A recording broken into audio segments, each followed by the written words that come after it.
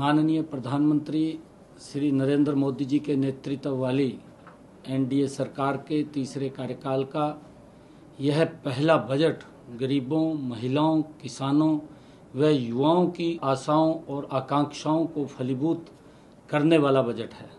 मुझे पूर्ण विश्वास है कि यह बजट विकसित भारत के निर्माण में एक नया अध्याय लिखेगा। मैं यह विकासोन्मुखी बजट प्रस्तुत करने के लिए माननीय वित्त मंत्री निर्मला सीतारमण जी को बहुत बहुत बधाई देता हूं।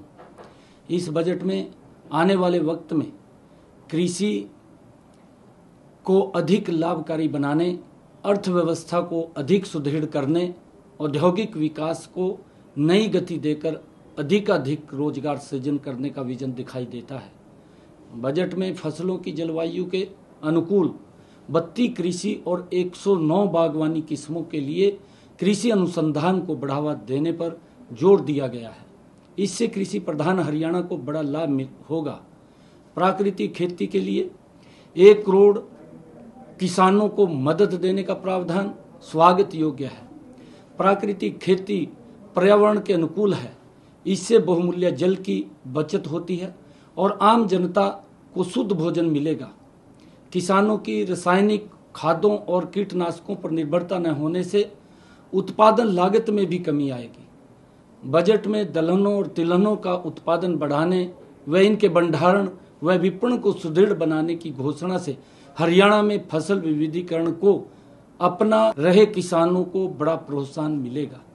इस बजट में एमएसएमई और विनिर्माण, विशेषकर श्रम विनिर्माण की ओर विशेष ध्यान देना स्वागत योग्य कदम है। एमएसएमई के क्षेत्र में विकास के लिए विभिन्न ऋण गारंटी योजनाएं और मुद्रा लोन को 10 लाख से 20 लाख करना छोटे उद्यमियों के लिए फायदेमंद साबित होगा।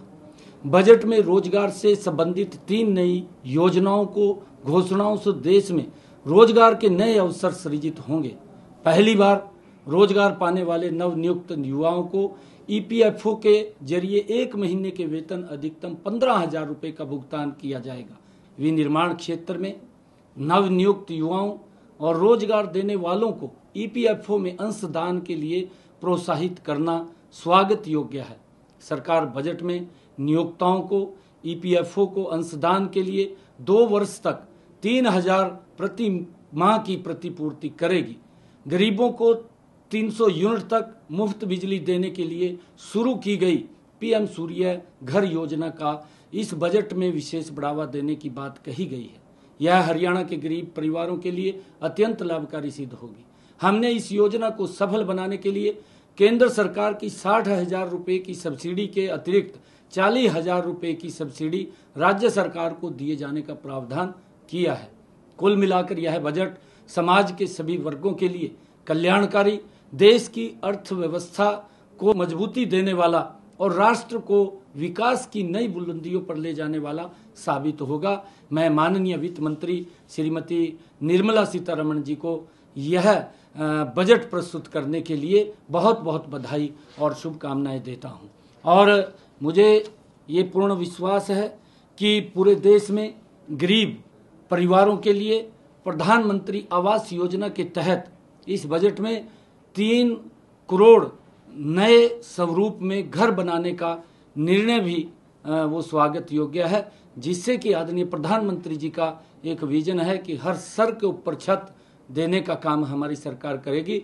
उन गरीब लोगों को इस बजट के माध्यम से वो मकान बना करके देने का कार्य भी पूर्ण होगा। मैं इसके लिए आदरणीय निर्मला सीतारमण जी और आदरणीय प्रधानमंत्री जी के इस विजन को मैं बहुत बहुत बधाई और शुभकामनाएं देता हूं। ये बजट इस देश के विकास में और गति से आगे बढ़ाने वाला ये बजट है। हर वर्ग की अपेक्षाओं के ऊपर, चाहे किसान है, गरीब है, युवा है, व्यापारी है, हर वर्ग की अपेक्षाओं के ऊपर खरा उतरने वाला ये बजट है। मैं इसकी पूरी प्रशंसा करता हूँ।